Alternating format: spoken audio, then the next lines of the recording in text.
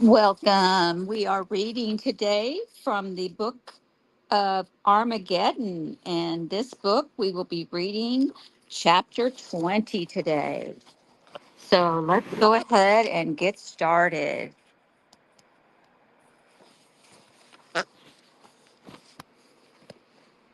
Darkness had fallen in Jerusalem, yet still the Temple Mount teemed with people. Buck thought Tyson appeared weak and tired, so he broke away and went to their stash to bring him some foodstuffs. But their bags were gone. He ran back to where Tyson held forth, but now he himself felt dizzy with hunger. I need something with which to feed the rabbi, he called out. I am fine, Tyson said, and continued preaching. Someone, please, a morsel, bread, fruit. 5 loaves and 2 fishes, someone suggested, and everyone laughed. An elderly man tossed an apple to Buck. Others passed him a round of bread, crusty and warm. Someone donated a block of cheese, someone else a couple of oranges. Help me persuade this stubborn teacher to take a break, Buck said, and many urged Tyson to at least sit, and so he did. Talking now, teaching rather than preaching, Tyson took questions and nibbled between answers. The crowd only grew. I had no idea how hungry I was, Tyson said. He looked at Buck. I am grateful, my friend. Someone passed him a container of water, and he drank deeply. Suddenly, someone held up both hands to shush the crowd, and everyone fell silent. The rumble of a moving army was clear. Buck felt the vibration throughout his body. We need to get the rabbi to shelter, someone said. We can meet over there. Tyson appeared to start to protest, but the audience was leaving en masse, so he and Buck followed. They were led into a massive stone structure that could easily have accommodated 1,000 people, about half that many crowded near the front. What are we to do when the enemy arrives? Someone asked. We are more outnumbered than Gideon. We can do only what we can do, Tyson said. If you have an inkling what I am trying to do here today, it is to usher as many of my fellow Jews into the kingdom of Messiah as possible before it is too late. Because of that, I feel a compulsion to keep as many candidates alive as I can. If you agree with my mission, go out into the city proper and invite anyone who wants to come and join us. The enemy will begin to conquer Jerusalem and plunge people into captivity, but I believe their main objective is the old city. What better meat to his pride than for Carpathia to think he can invade the holy place and set up his headquarters here? If we are attacked before you can return, take what you have learned here and tell everyone you know. They need not come back here to pray the prayer of faith and become a member of Messiah's kingdom. Someone shouted, better yet to have them come back already decided and carrying a weapon. Will, Tyson said, yes. As was so often true when spending the night at Rayford's, Kenny was nearly impossible to get to sleep unless he began by lying atop his grandfather. Rayford lay gingerly on the small cot designated for the boy and reached for him. Kenny climbed aboard and laid his cheek just under Rayford's chin. Rayford fought fatigue, not wanting to fall asleep, with Kenny asking questions, singing, and praying. Mommy's in heaven, Kenny said. That's right, and we miss her, don't we? I do.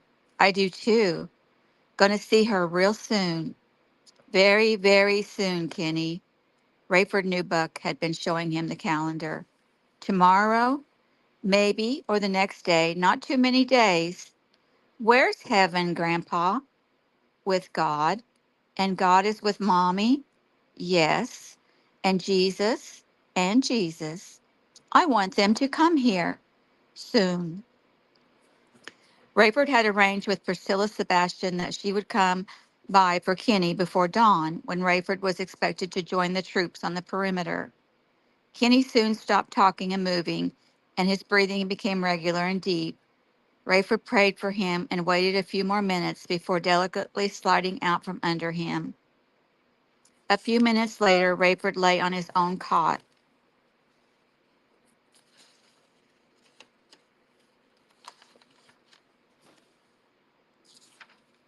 Across the room and studied the boy. How thrilled Irene would have been with her grandson. Had Kenny grown up during any other period of history, he would be starting school within the year. Rayford wondered what form education would take in the millennial kingdom. He also wondered how it worked. Would he and Buck and Kenny grow old while Irene and Ramie and Chloe remained the age that they were when they went to heaven? And what about Amanda?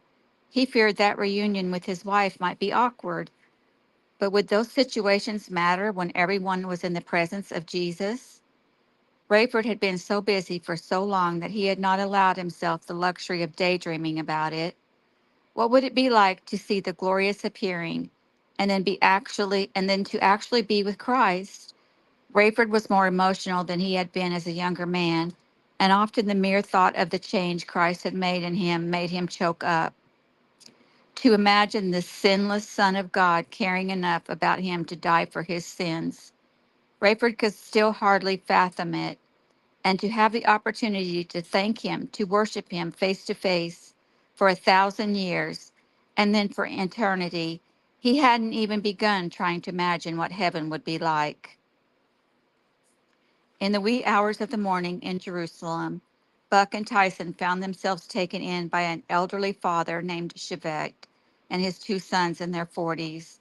They were all thick, beefy men and soft spoken. As soon as Chevet's wife opened the door to her husband's coded knock, she blanched and nearly fainted. Praise God, she said. You are Tyson ben Judah.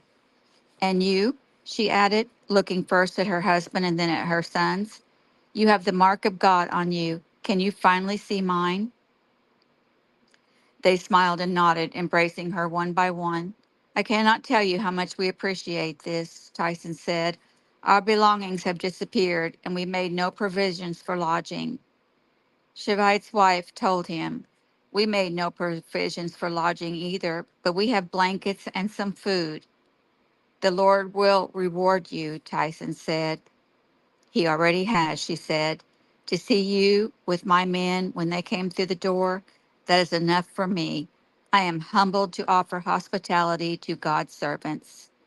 Tell me how you came to Messiah, ma'am, Tyson said. She sat heavily. Micah, she said, and Tyson and Buck looked at each other.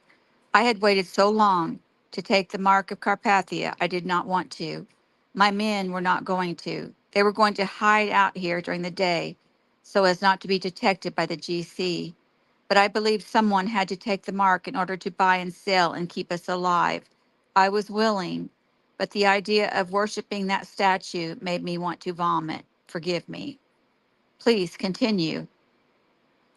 I was at the Temple Mount, planning to go through with it, even though in my heart I believed in the one true God. I did not know what else to do. I worried about my eternal soul, but I believed I was laying down my life for my family, and I could think of no nobler act. I did not realize at the time that I would be selling my soul to the evil one. Not even though these men are worth that. Her husband and sons smiled. I was in line that day, Rabbi, actually in line. I don't know how many people were between me and the mark applicator, but I saw a commotion and slipped out of line. I watched from the back of the crowd. I saw the gunshots that did not kill the man of God. I escaped back to our home, and my men will admit they ridiculed me. They had liked my plan of one of us, me, having the mark so we could eat. Now what were we going to do? I told them they could go out in the dark of night and find food, but I was going to find out more about that man of God. One of my young friends had a computer, and we found your website. That is how I came to believe Jesus was Messiah. Now I was an outcast in my own home. My men were devout enough Jews to resist Carpathia, but they were not ready for Messiah. I tried, and prayed and pleaded and begged. But finally, we agreed to quit talking about it. Enough, they said, and I had had enough of their rejection and ridicule anyway. But still, I could pray, and God answers prayer. Here you are, and here they are, with the mark of God. Rayford had trouble sleeping and felt compelled to check in with Buck. He tiptoed to the other room so as not to wake Kenny and placed the call. After asking about Kenny, Buck brought him up to date. Amazing, Rayford said. What's Tyson saying about timing now? He expects a pre-dawn attack, maybe there as well. We're kind of on that schedule too, Buck, but the combat part of this is so futile. Temporarily, you mean? Of course, but I just don't know what I see the value of risking people's lives when they could stay inside here and wait for Jesus. Exactly. Come on, Dad. Who wants to do that? I'd kind of like to have him find me on the job, wouldn't you? I know, but you should see the crew we're going to have on the perimeter. A couple of thousand. I don't know at all. Then Then Otto and a few of his people, none of them with any business manning a weapon. Ree, Ming, Lionel, Hannah, Zeke, not exactly soldiers. Mac, of course, and Smitty, they can take care of themselves. And there's no question about Razor and George, unless George tries to be a hero. He's so military, Buck. You should see him trying to make the best of it.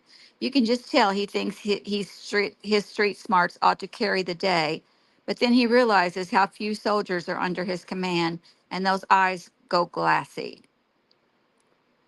You've got directed energy weapons and 50 calibers yet, right? Yeah, but against nuclear power, come on. Do some damage. Stall till the cavalry gets here. The what?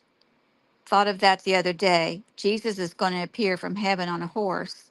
That's literal, according to Tyson. 10,000 saints with him. The cavalry. Too much time on your hands. Hey, Rayford. Yeah, we can hear the armies coming. Can you? Not the way this city is laid out. Maybe when they get closer. They're sure easy to spot from the high places, though. Pretty ominous. I'd be looking for the way out of here if I didn't know better. Sort of like watching a delayed ball game where you already know the final score, isn't it? I guess, Rayford said. That's the kind of thing only a mind like yours would come up with. Thanks, I think. Unable to sleep, Chang made his way to the tech center and his computer at about 4 in the morning. Idly checking the GCNN affiliate feed out of Haifa, he heard a report of troop deployments. Supreme Potentate Nikolai Carpathia has made no secret of his strategy, the reporter intoned. In fact, it seems as if he would just as soon enemy targets. Know what's coming? I spoke with him late last night at his bunker somewhere near the Sea of Galilee.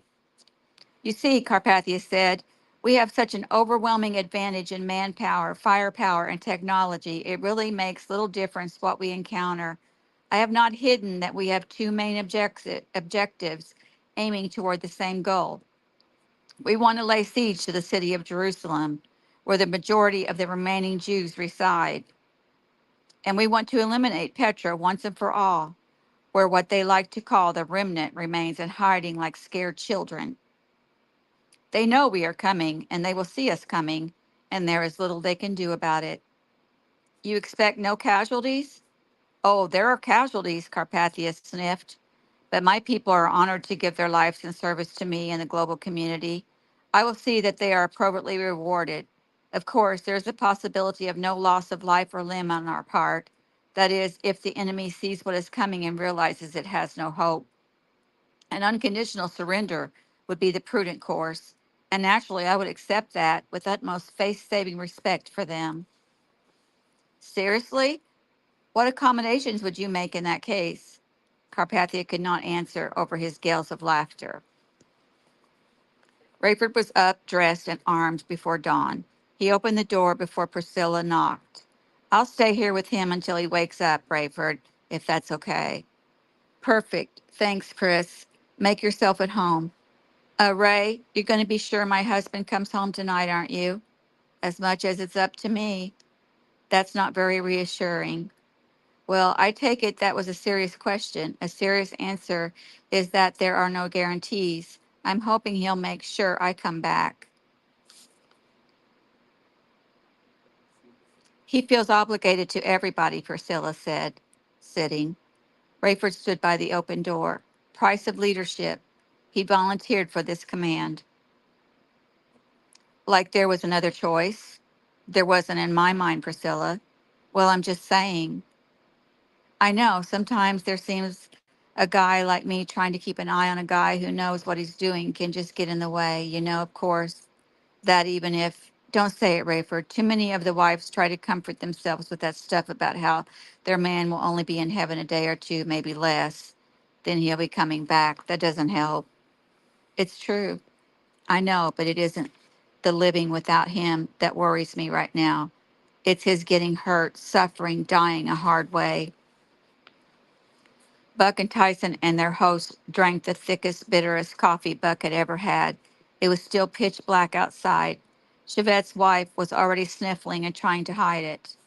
Cameron, Tyson whispered, I would like you to go with the old man, Chevette, at first. Now wait, I came here to be your bodyguard, no one else's. Do me this favor, I worry about him. Even his weapon is ancient. The Sons believe the invaders will come from the northwest and try to come through the Damascus Gate. Based on what? The Unity Army could probably easily overrun any of the gates, but the Jaffa Gate and the Citadel are well fortified with many rebel troops. But beyond that, Buck said, they could try to storm any of the gates, and the most likely, in my opinion, would be the Golden Gate. Their first priority has to be the Temple Mount, no? I don't know, Cameron. Just do this for me, please. Take the old man to the Citadel. Once he is settled there, then come and find me. I will be with the other two near the Damascus Gate. Buck would rather have followed his hunch and gone straight to the Golden Gate, but he was here for Tyson, and he would do him this favor. He didn't know why the brothers were even guessing. If two-thirds of Carpathia's troops were concentrating on Jerusalem, it wouldn't take many of them to take over the tiny old city. As soon as he and Tyson and the other three men were out the door, they heard gunfire. Tyson and the brothers jogged northwest, Buck and Chevette west. Rebels ran everywhere, shouting what they knew. The enemy was on the Jaffa Road. Damascus Gate was under siege. The Yad Vashem Historical Museum to the Holocaust victims had been destroyed. Hebrew universities, the Jewish National and the University Library and Israel Museum were in flames. The old city would be next. Thousands were dead and many more captured and held. Buck knew, if the rumors could be believed, that he and Chevette were in the worst possible place. In essence, they had cornered themselves inside the walls of the old city. Rayford was impressed with Sebastian's strategy, though they both knew tactics were out the window in the face of such odds. The third of Carpathia's troops assigned to Petra carried every type of weapon in the Potent's arsenal. At least 200,000 mounted troops slowly moved into position, far outflanking Sebastian's forces and virtually surrounding them and the city.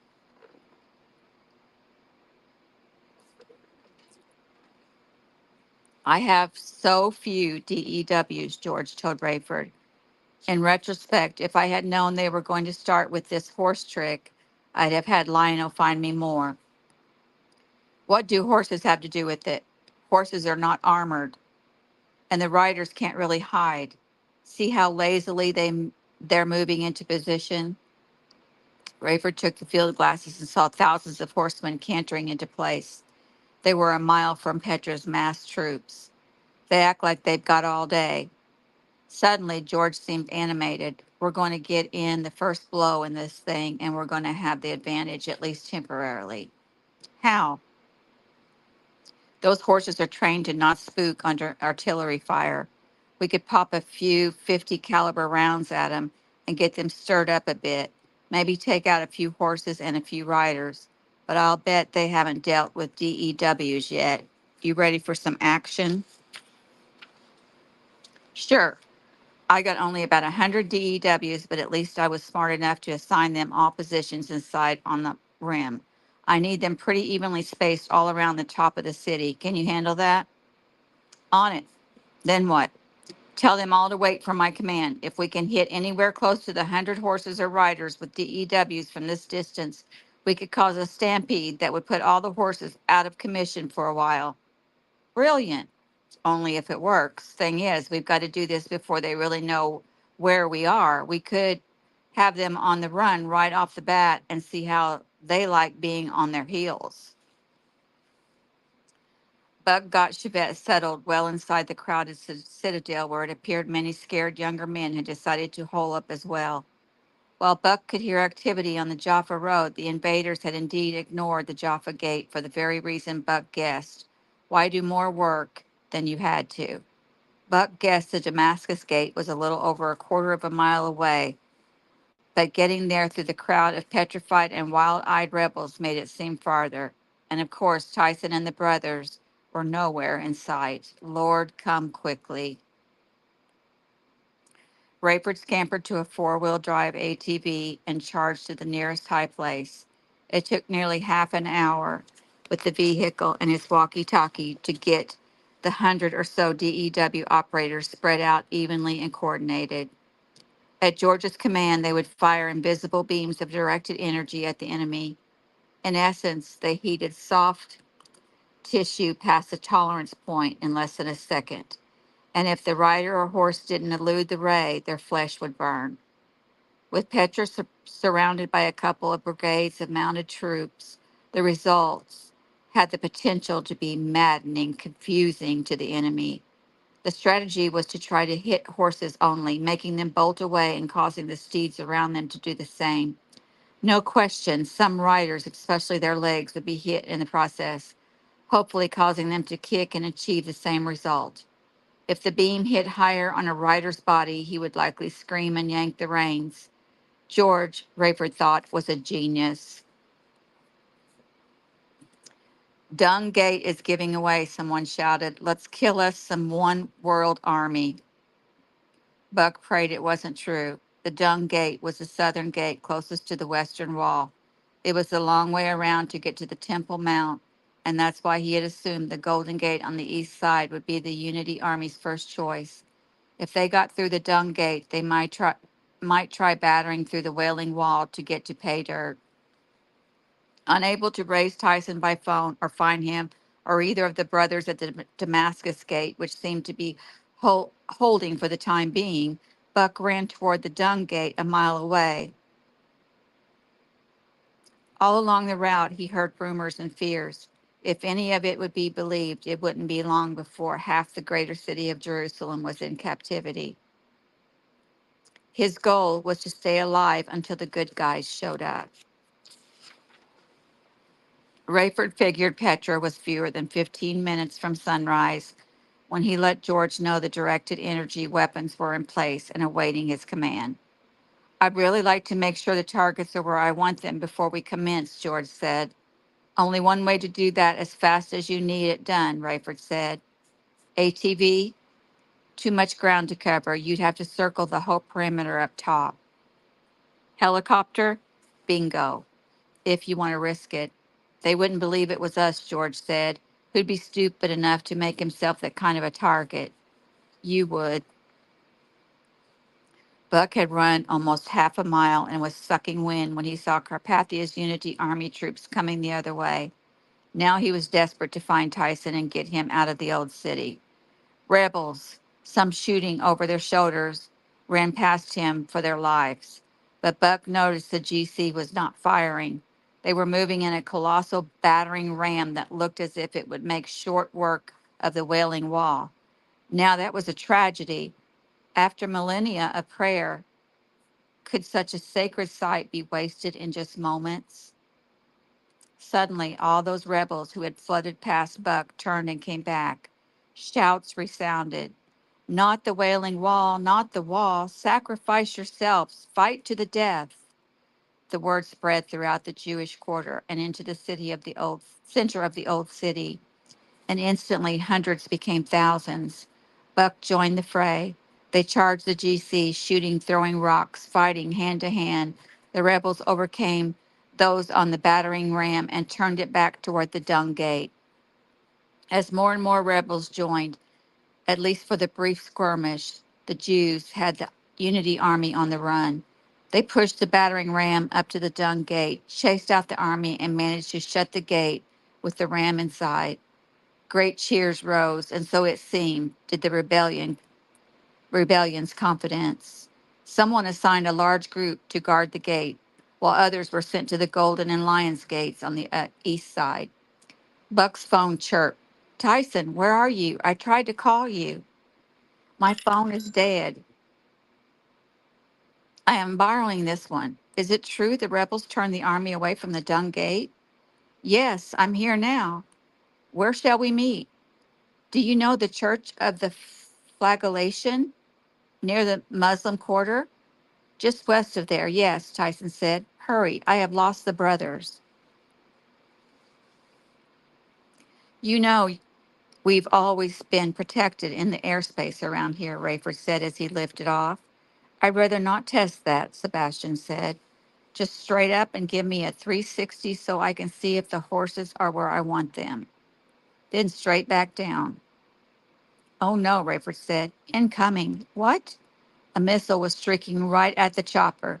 Rayford tried to evade it, knowing that was hopeless. A whirlybird simply didn't have the maneuverability or speed to dodge a missile. My idea and a bad one, George. Sorry. Just stay away from the city, Ray. Rayford had toyed with the idea of dropping onto a high place, but if the missile tracked him, it could injure or kill more than just the two of them. He banked and left the chopper roll out past where Petra troops were stationed, which only brought him face to face with the missile that much faster. Sorry, Priscilla, Rayford muttered, shutting his eyes as the warhead met the chopper. It didn't make sense to Buck that he should get to the rendezvous point before Tyson, despite the difference in their ages. Buck figured Tyson had started from at least twice as close. He searched the crowded church, but once again, no Tyson. This was getting old. Herod's Gate, someone shouted, and hundreds of rebels headed toward the northernmost gate in the city. It was amazing to see the zeal in their eyes when their ancient holy sites were threatened. That had to be where Tyson went to. Buck couldn't think of another option. It was just over an eighth of a mile before the church, but there was no running this time. Buck found himself pressed on all sides, wall-to-wall rebels. Maybe it was for the best. He was exhausted already, and his pulse raced uncontrollably. He couldn't call Tyson if the rabbi's phone was dead. All he could think to do was bend his knees occasionally and leap high enough to see over the crowd. But when he spotted Tyson Ben Judah, he didn't like where he found him. And that's the end of chapter 20. Next, we'll be reading chapter 21. Thank you for joining me and have a wonderful day.